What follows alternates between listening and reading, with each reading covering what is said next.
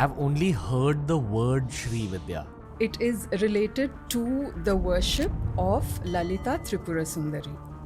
Does one need a guru? I feel like it's like selling the mother for an initiation, and then they say your Kundalini will be awakened in like 7 days. It is not going to happen. There's a lot of talk about symbols and the strength that symbols contain. This is not witchcraft, it's Tantra. But it is also what they call a sigil in witchcraft. Why you think we're talking today? In this time when we are literally at the brink of another world war, the Devi is using me as well as you as just merely channels. The world is in dire need of more evolved spiritual beings. Have you had any occult experiences throughout this journey? I think my books, all 5 of them, are nothing but occult experiences. You want to share some experiences you've had along the journey? When you start a practice like this, which is so all-consuming, that you will lose interest in intoxicating yourself. You will lose interest in eating non-vegetarian food. In fact, you will lose interest in all the things that give you pleasure, because this is far more pleasurable. It's another spiritual episode of TRS. Today we're exploring the subject called Shri Vidya. That's all I want to say in today's intro. You know how the spiritual podcasts at TRS turn out. This is one more spiritual special. Enjoy yourselves.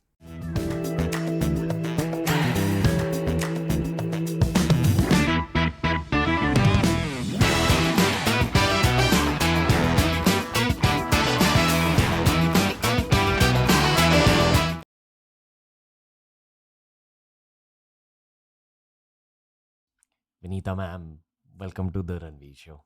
Namaste, Shri Matre Namaha. Thank you for having me, Ranveer. Namaste, Shri Matre Namaha. What is Shri Matre Namaha? This is the welcome and the address that all spiritual sadhakas who follow the Sri Vidya tradition use against one another, with one another. I've only heard the word Shri Vidya. I actually don't have any idea what it is. I am assuming it's something related to a female deity, but I have no knowledge about it. It is a subsect of Tantra. It is related to the worship of Lalita Tripura Sundari. So when we talk of Sri Vidya, we have to remember 3 things. There is Shri Mata, Shri Yantra, and Shri Vidya itself as a term. So the word Shri is all about abundance and manifestation. Now, in modern terminology, we use manifestation in a very narrow sense to only talk about manifestation of material desires.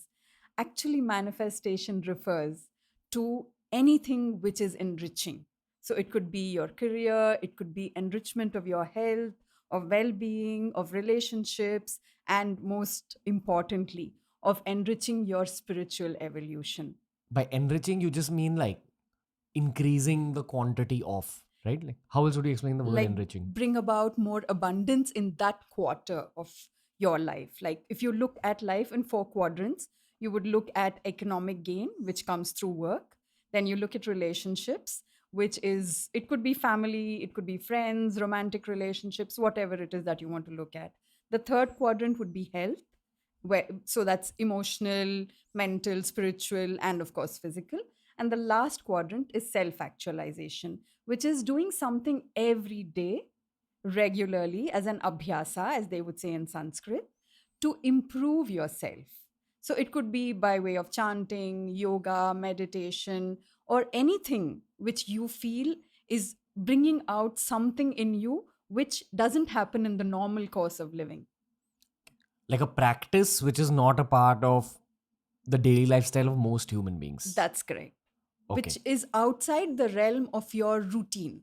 Got it. When I was a kid, I began watching a lot of Batman-based TV shows and Spider-Man-based TV shows, and they were my 2 favorite superheroes.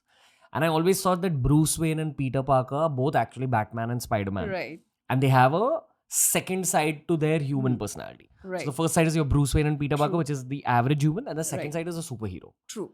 And I used to assume in my childhood that superheroes probably actually exist in this world around us. So all the adults that I know of, there have to be some people who have this second side to their personality, which is probably slightly superhuman for lack of better word. Right. And it was always kind of an internal ambition that I want to get there too. Right. I thought that the adults around me were hiding something from the kids, which after a lot of thought and after the perils of teenage, I assumed was a stupid assumption. I thought that no, that's so silly, that's so childlike. And then I grow up, I have an ayahuasca experience. Right. I begin to meditate.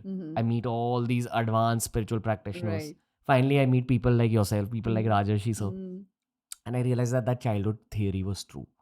That there are human beings with expanded consciousness. And that expanded consciousness is an outcome of practice at the end of the day. A little bit of destiny. Yes. A lot of destiny maybe. From our previous karmas as well.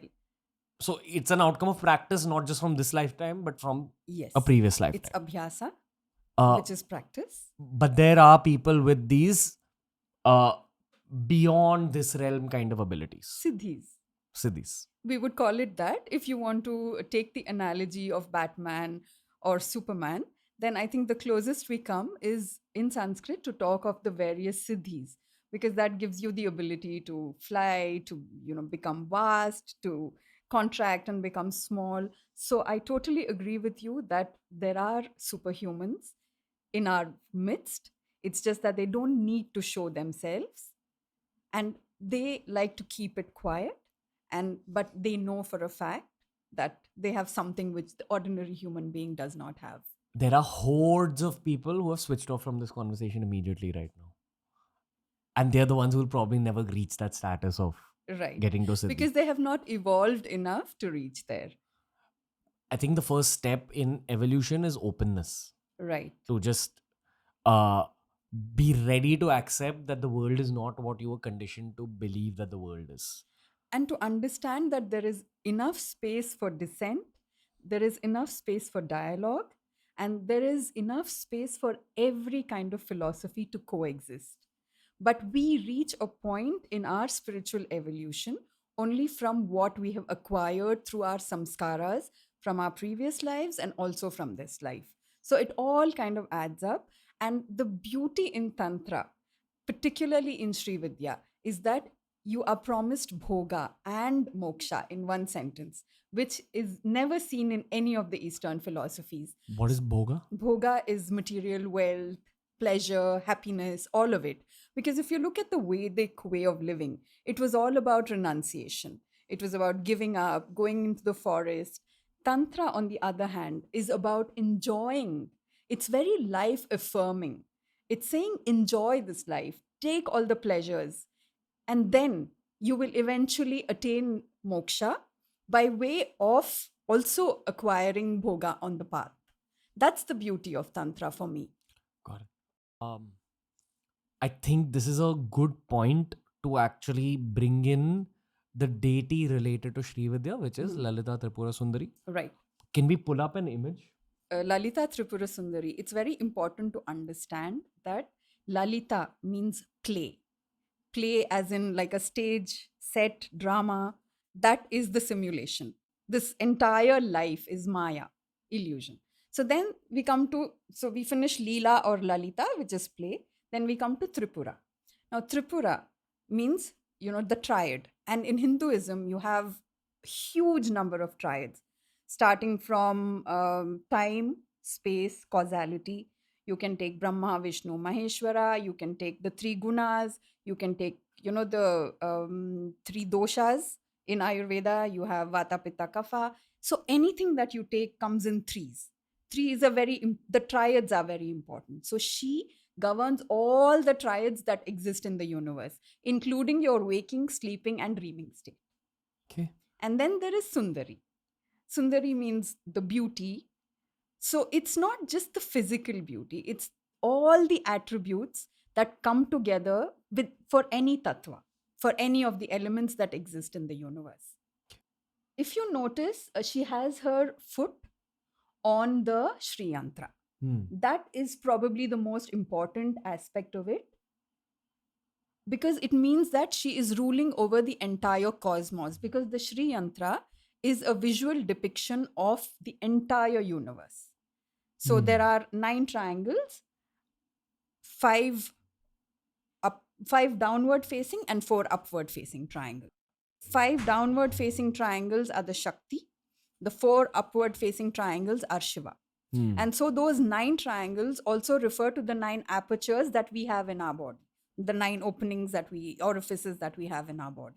So the Shri Yantra in itself, Ranveer, can be a topic of another, 5-hour long discussion, because in a way it is a pilgrimage that you go on, starting from the outside, which is the Bhupura, which you see as the square, right up until the Bindu, which is the dot in the center. This is the Shri Yantra, which is also known as the Raja Yantra, which means every other yantra in existence can be taken from this. So if you want a Kamala Yantra, for example, all you have to do is take away a few triangles. So if you notice, there is a dot, there are triangles, there are circles, there's a square, and there's a petal. There are petals, right? Now, we start with the outer square, which is called the Bhupura.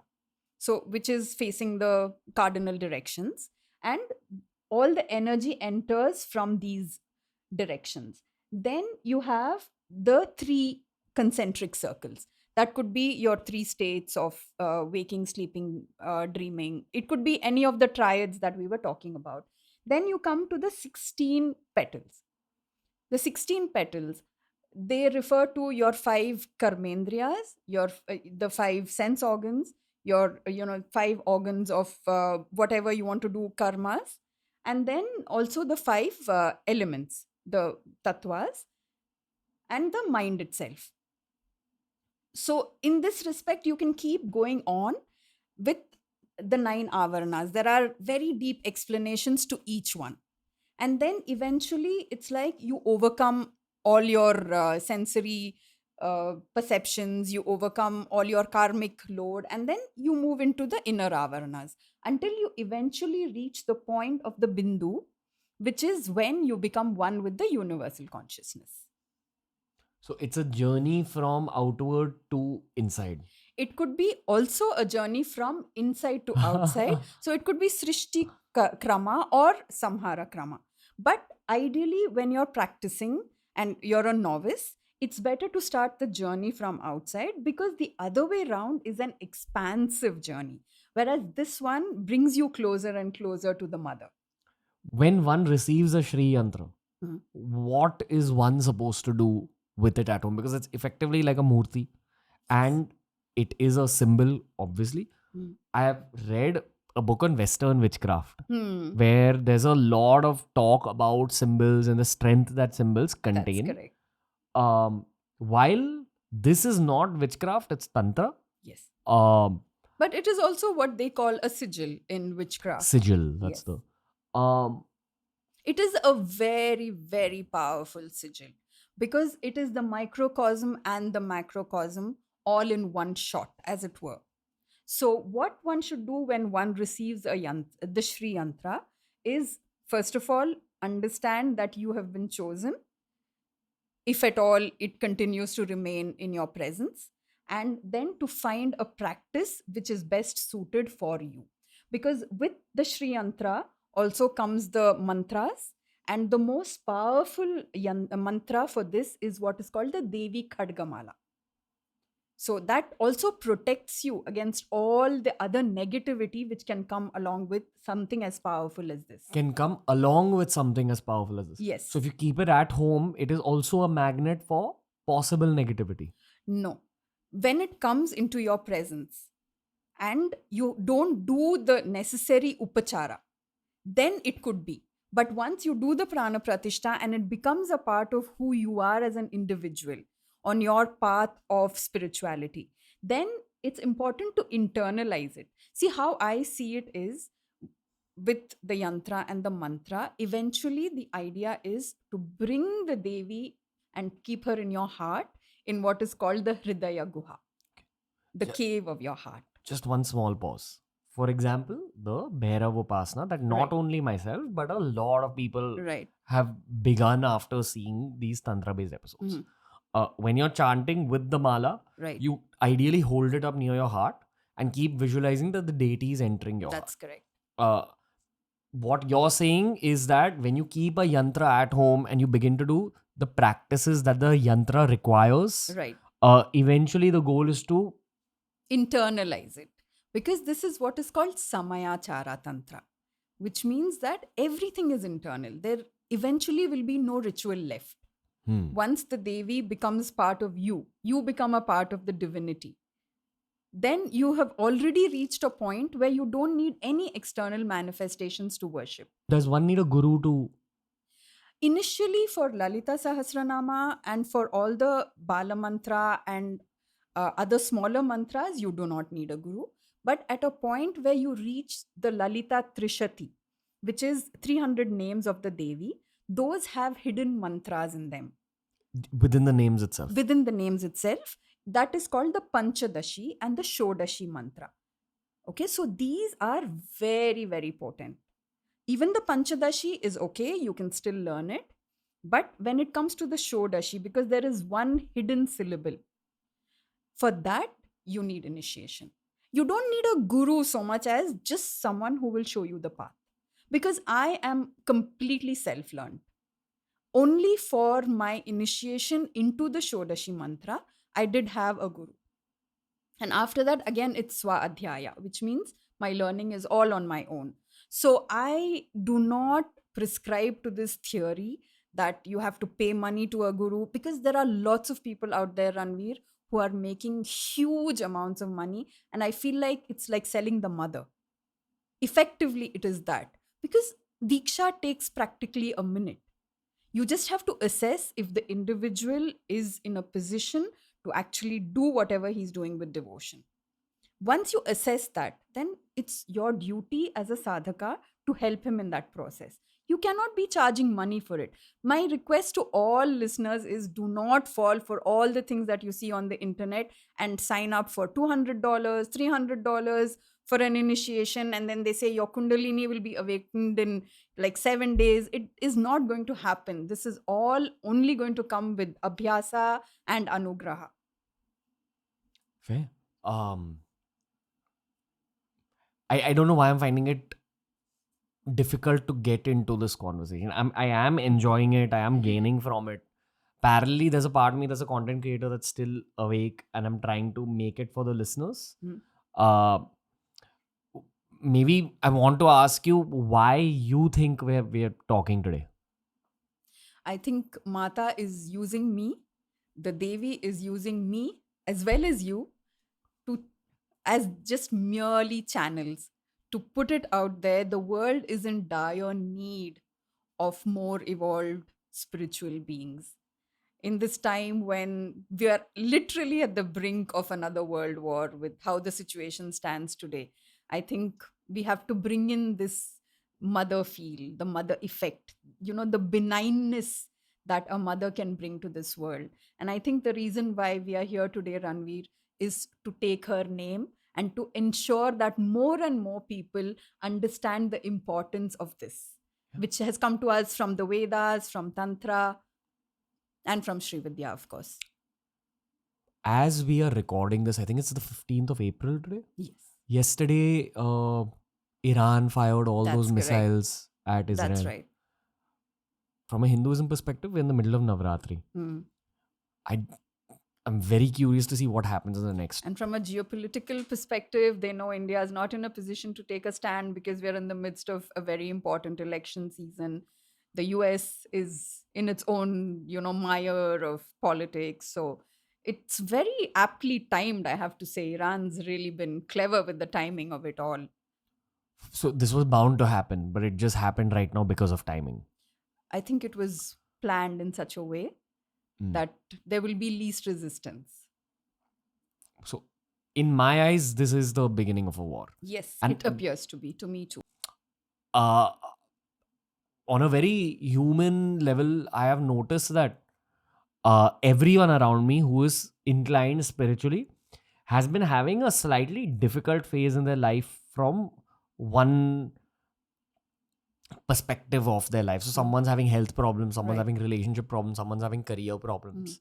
The intense solar eclipse just happened. That's correct. These are not normal times. This is not at all a normal time.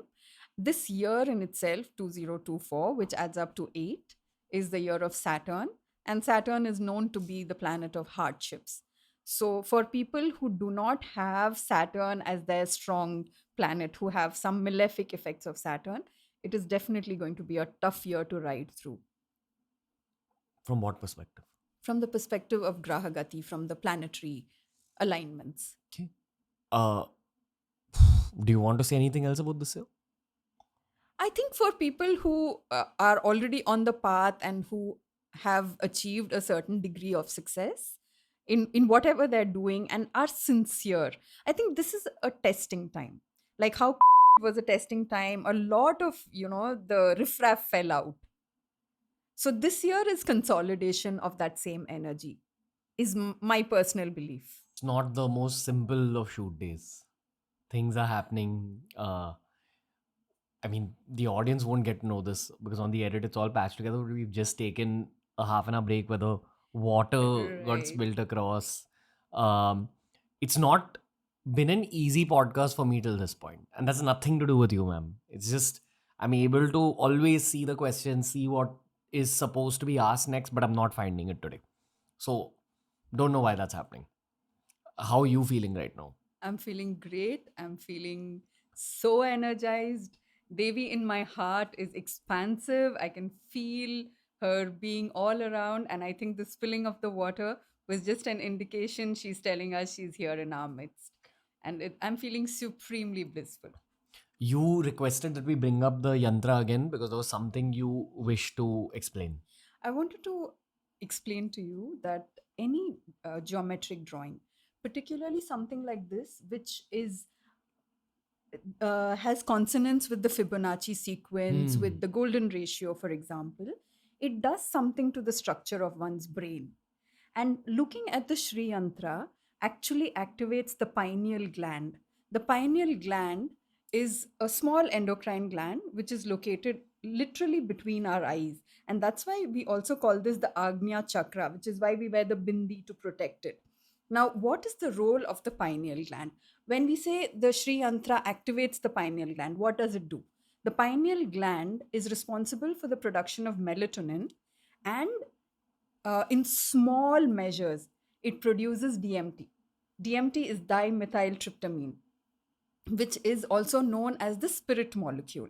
It is what gets activated when you do an ayahuasca, when you do anything which brings about an altered state of consciousness. Like, for example, people with a near death experience.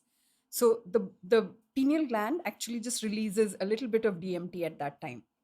And many times after I wrote this book on the Shri Yantra, a lot of people reached out to me and said this was the last thing they saw, this image, this geometry, before they went under anesthetic, when as the anesthetic took, kind of effect. This was the image, and they didn't know what it was. And it was only when they saw this, they said, oh, this is exactly what we saw. So, this in a way is a portal to altered consciousness because it is changing the structure in your brain. There is something called neuroplasticity, right? So, this brings about neuroplasticity. That is why it is very important to meditate on the Shri Yantra. So, that Simply looking at it even causes. just looking at it brings about a change in the structure of the brain. Okay. Many people will ask, there's 2D and there's 3D, which is the more powerful version. There's a lot of study which has gone into this, and I think there was a Russian scientist who discovered that the two-dimensional version, which is engraved on copper, is the most potent one because he did an experiment where he germinated certain seeds. And the seeds which were placed before the 2D version were 2 times longer in terms of the germination. It is that potent, it is that powerful a symbol. And we've had it for about 12,000 years in our culture. And there are still very many people who are not even aware of it. Yeah. I mean, I learned about it through the show. And my first thought was, where has it been for the previous 29 years of my life? Like, why have I not heard of Shri Yantras? Why is it not spoken about that much? Because it is so powerful, it could be used for the wrong reasons. It's like with Tantra as well, there's a lot which can be done, with the black magic aspect of it. the Vamachara aspect. It's the same with yantras as well. It gives you so many siddhis when you're able to traverse that journey from the Bhupura to the Bindu, that you suddenly become a healer.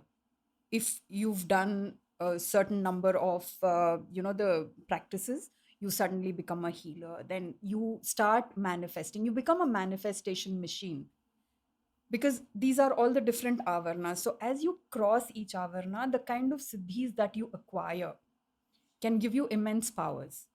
So that is why the gurus, the rishis, have tried to keep this knowledge hidden. How do you even begin to meditate upon it? There are particular practices. Yes. Initially, just to look at it and to understand it is very important, to understand the meaning of each symbol within the symbol. So, what does the bindu stand for? What does this triangle stand for? First, understand that there are 9 avaranas. So, avarana means it's like, the Maya that we are talking about, it's like the veil. Each avarana is a veil. So, there are 9 veils which slowly get removed. So by the time you reach the center, all the 9 veils over your illusion have been removed and you become one with the divine consciousness. So as you lose yourself into divinity, you start becoming more and more powerful. And all the synchronicities, all the serendipities start coming into action. And you start seeing the deeper meaning of this life. And spiritual practice is about 2 things. One is abhyasa and one is vairagya. Abhyasa, we said, is practice. What is vairagya? Vairagya is detachment.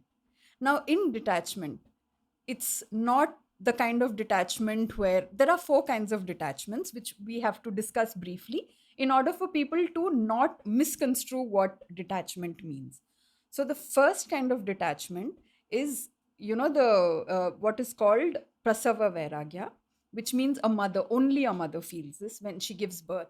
So now it's called postpartum depression and all of that. She questions, why did I bring another being? I went through so much pain. It's a temporary thing. Then there is something called smashana vairagya, which is when you lose a near one, you lose a loved one, and you go to the, cremation, and you realize, is this all there is to life? That ultimately, this is how we are all going to end up. Again, a very temporary state of detachment. You feel like, oh, you know what? All my dreams, all my aspirations are just really not that great comparatively. Then there is a third kind of vairagya, which is called Markata vairagya, which is like a monkey detachment. This is very common among so called spiritual people.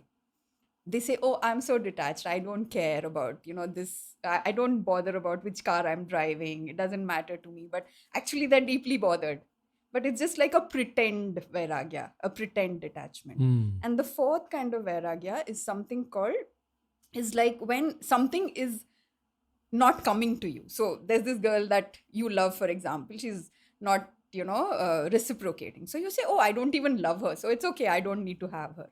Abhava vairagya. So these are the 4 kind of vairagyas you have to look out for, because that is not what detachment is. Detachment means being a part of this journey called life, but staying on the periphery and just being a witness and surrendering to whatever is happening to us. Not in terms of a fatalistic, deterministic way, but in a way where it's a stoic acceptance of everything, knowing that ultimately some good will come out of all of this.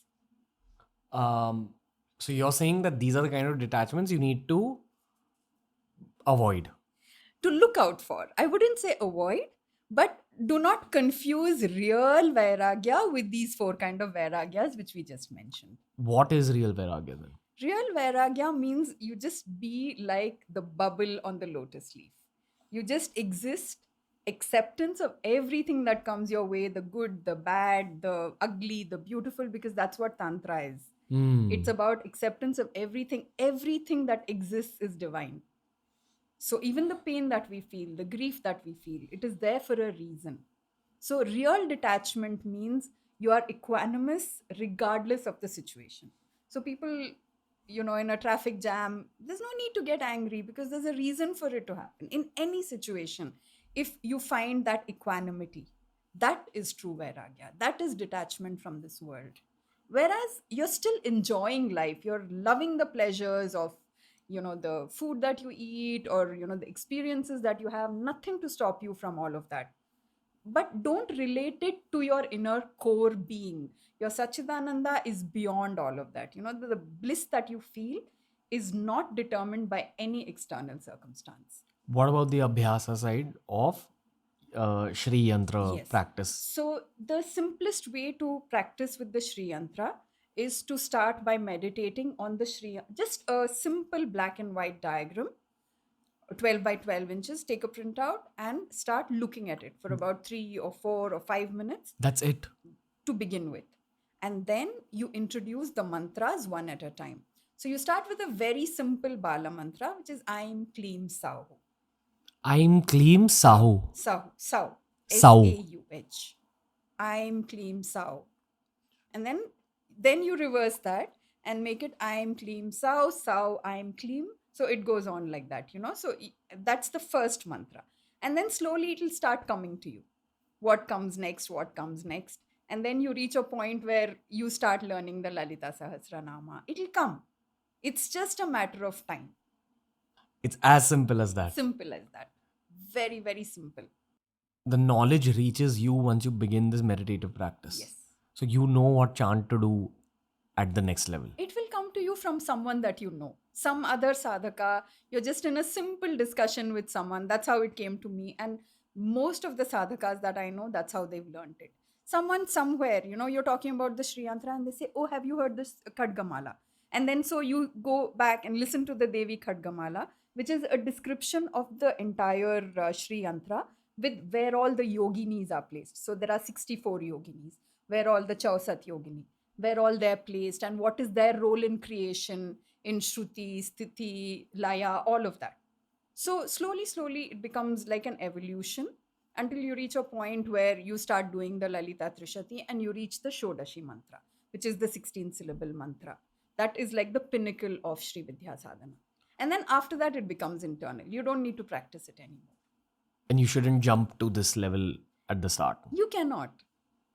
Unless you go through the different processes. It's like you can't go from kindergarten to a PhD.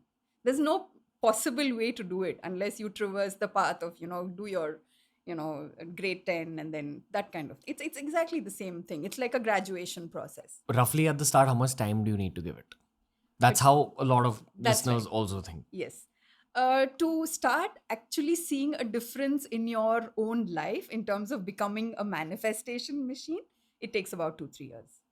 But to reach a stage where you overcome even the desire to manifest and not become egoistic, because many people fall off the bandwagon when they become egoistic. They have acquired some amount of powers when they've started to manifest the good things and the bad. Someone rubs them wrong, they're like, okay, let something happen to him, and it actually happens. That goes to their head. And that ego brings them down again. It's like snakes and ladders. And then you have to start all over again. So if you do not allow your spiritual ego to come in the way and think that you've become this very evolved person, then about 6 or 7 years, I think you will reach a point where it becomes an entirely internal practice. What about on the daily? Like how much time do you have to give it daily? At the height of one's practice, I would say about an hour and a half. And at the start? Even 5 to 10 minutes is good. Because I think at the beginning, one has to start in small doses because it's difficult to commit to a longer period of time when at the beginning you're still trying to figure out a lot of things. You're also in, daily routine. You have to go about ensuring that all your obligations are fulfilled, because one of the main things in Shri Vidya is that you have to fulfill all your responsibilities as a householder, as a grahastha. You have to make sure that you leave no stone unturned to make sure everyone in your family around you are happy, comfortable, and only then can you aspire to become a spiritual sadhaka. Do you want to talk at all about Bhairavs right now? That's where the internet is at also. People have just started to understand Kal Bhairav, Mahakal. How is it attached to Shri Vidya Tantra? Shiva and Shakti are what the Shri Yantra brings together. Shiva without Shakti is merely Shava, like a corpse. Is there was a very important proponent of Sri Vidya called Bhaskaracharya in the 18th century. He lived in South India. And in the South, it's a habit that if you see any passing sadhu, you prostrate before them. But Bhaskaracharya refused to prostrate before anyone. And there was big debate in the small village saying he has such a big ego that he's not prostrating before the passing sadhus. One day, an Advaita monk approaches him and he says, I think you have to learn humility. So Bhaskaracharya says, please place your kamandalu, your danda, and your turban. These are the three things which are usually associated with renunciates, right? So he places it before this Sri Vidya Sadhaka, and Bhaskaracharya prostrates before it, and immediately they all burn to dust. Then he explains that this is the power of a genuine Sri Vidya Sadhaka, that he has become one with the universal consciousness. He does not find a difference between himself and the person before him. So there is no need for the prostration. The respect is automatic, it's just inherent, it's there. So this is the power which one is able to obtain with the practice of Sri Vidya through the Shri Yantra and the mantras associated with this system. You want to share some experiences you've had along the journey? Several experiences, but I think the most recent one is I was in Dubai writing my book. My sixth book is about the Lalita Sahasranama, because the Lalita Sahasranama is 1,000 names of the Devi, and it is absolutely the most ecstatic poetry that I have ever read in my life. And I have a master's in English literature, so that connection with literature and poetry. And I was researching on one specific line, which is Sinjana Mani Manjira Mandita Shri Padambuja, which talks about Mata and the anklets which she wears, which are filled with precious stones and rubies, and how she blesses with her feet.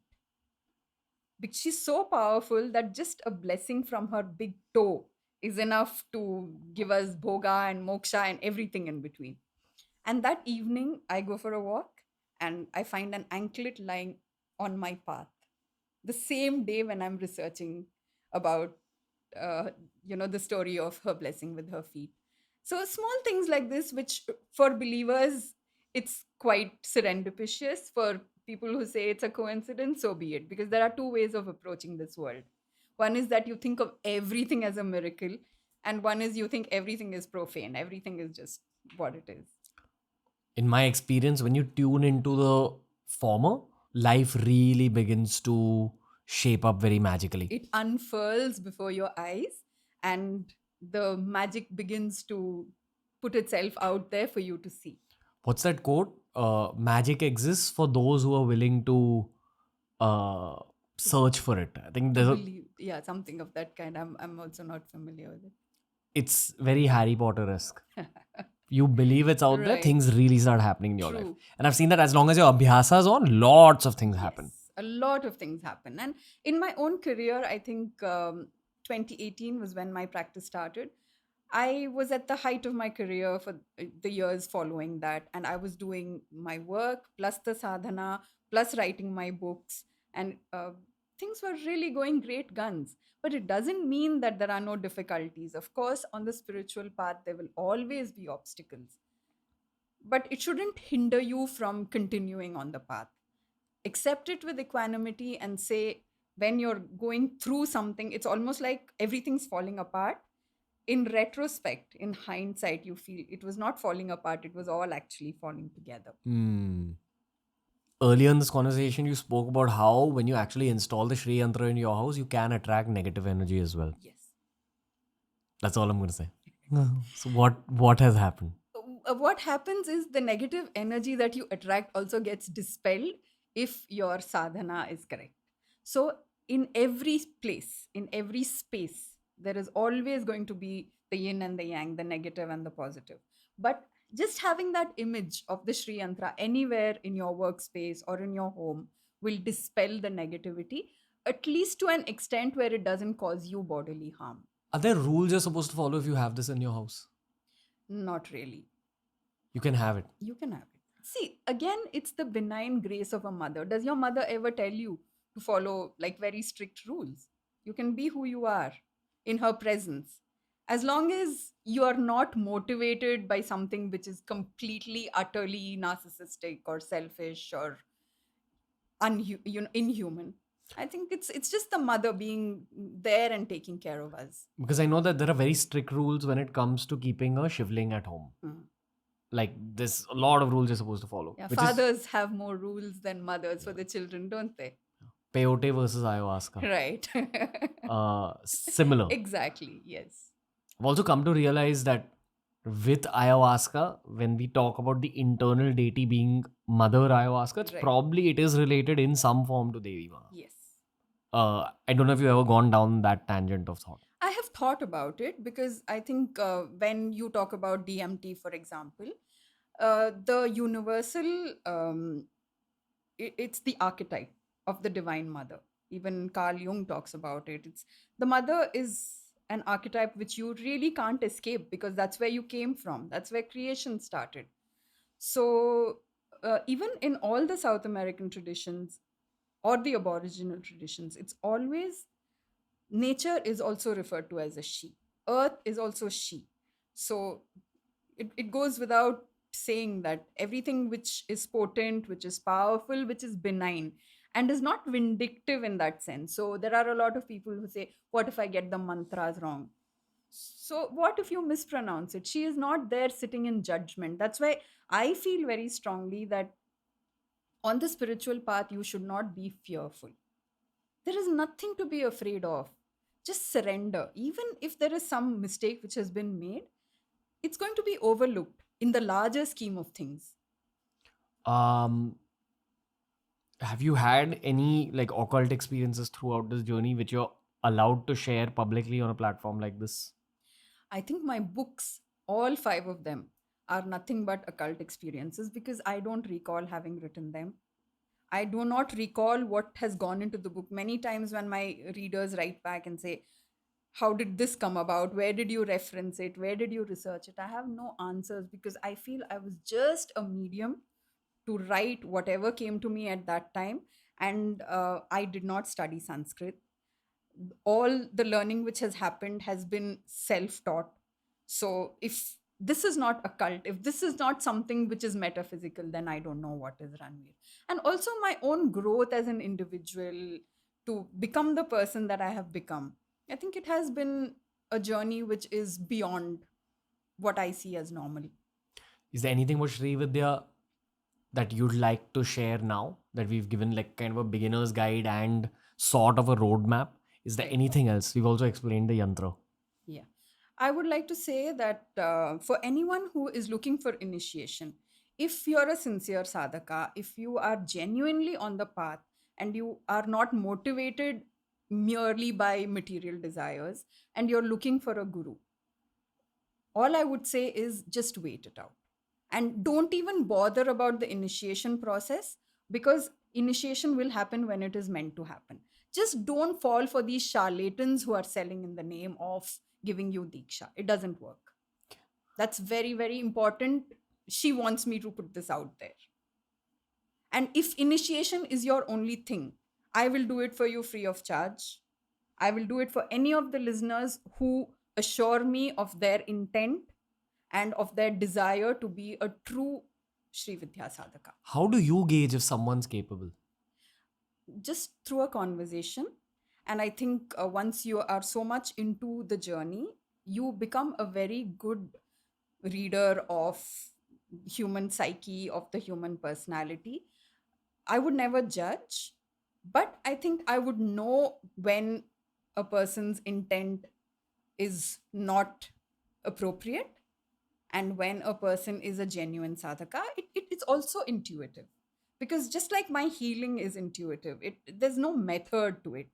It's just something which comes to me. It's almost like a cosmic download that so a certain person is suffering in a certain fashion, so this is the solution you have to give him and guide him in this way. So in the same way, if there was a gentleman from Florida recently, he was seeking far and wide for the initiation, and I did it for him over a telephonic call.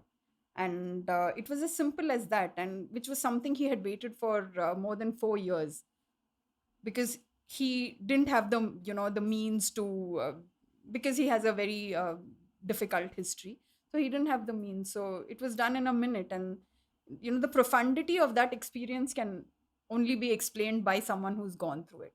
It's almost like what they call Shakti path, because there are only some ways in which you can actually feel the spiritual awakening through the kundalini, and that can also happen spontaneously. It can happen by someone giving you Shakti path. It can happen with abhyasa. These are the only three ways that I know of. Do you still practice transcendental meditation at all? No, not anymore. Because since I came on the path of Sri Vidya, already it's about an hour and a half of chanting, because I still haven't gotten to a point where everything is internal. And life only gives you so many hours. So we have to then pick and choose what works. But I have to say that the practice of TM for all those years was supremely useful, because it already gave me this roadmap as to how I need to approach and engage with myself, with my mind. And I think TM is a wonderful starting point.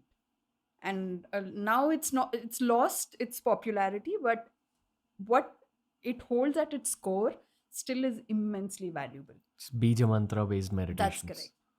Like tiny mantras that you're actually given by a TM guru? Yes, someone who has been initiated into the process of actually being able to give you the mantra. So I've done the level 1 of TM way back when I was maybe 23 or 24, which I felt now was too early. Like I didn't understand what was happening, and also my lifestyle wasn't clean at that point. Right. So I found it very, very heavy to do those Bija mantra based meditations, and you were really transported somewhere else. And also, it's important, Ranveer, to maintain some kind of sattva in your lifestyle. So, sattvic lifestyle in today's world is very difficult. You mean with alcohol and junk food? Not necessarily. It's not any of that. It's just, I think, purity of thought. More than, see, even ahimsa for that matter, it's not just non-violence in action. It's also in your thought. It's also in the process of speaking, because maximum violence happens through the tongue. Because we say the wrong things, we hurt people.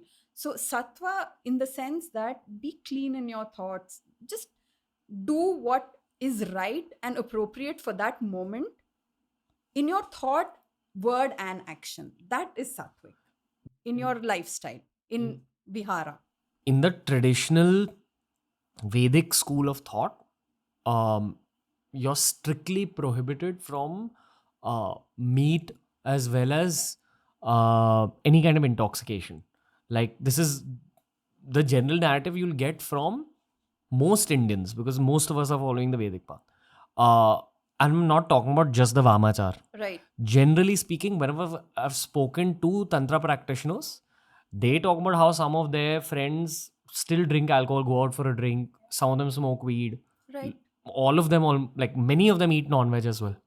How much truly does that kind of a sattvic aspect of life play a role in your spiritual journey when you're beginning these practices? So say if your abhyasa is on point and you don't have bad intention and you're detached, where does that aspect of sattvic life come in?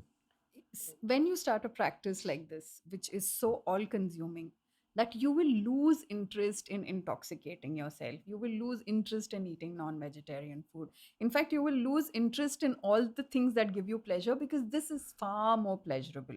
So while there is nothing negative, right, you can still have your drink and still do your chanting and all of that. Slowly, with time, it'll all fall away. Sheds off. It sheds off on its own. You don't have to do too much to it. It will just become, you will embrace a more sattvic life as you become more and more pure inside, because now you have to remember that you are the temple where she is sitting.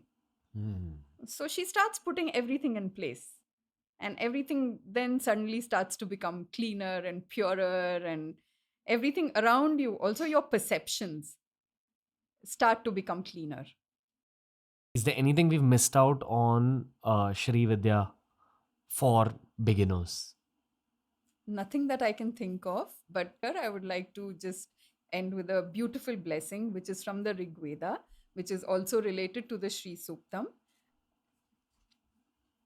श्रीवर्चस्वमायुष्यमारोग्यमाविधाचोबमानं महीयते धान्यं धनं पशुं बहुपुत्रलाभं शतसंवत्सरं दीर्घमायुः.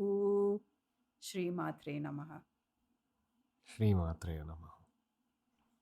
Ma'am, thank you. This was a lot of fun. Thank you.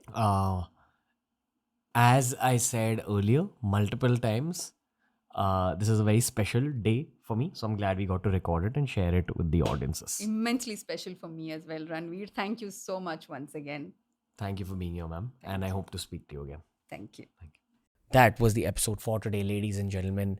As I'm recording this outro for the podcast, I want to tell you that we have a long pipeline of spiritual releases coming up. Please stay in sync with everything that's happening at the Ranveer Show. Lately, we've decided to reduce the frequency of uploads of the English podcast so that we can focus a lot more on the quality of the episodes. Just need your support as the audiences. Lots more spiritual content, lots more high impact content is coming your way at TRS. Thank you for your support. Ranveer and the team will see you very soon.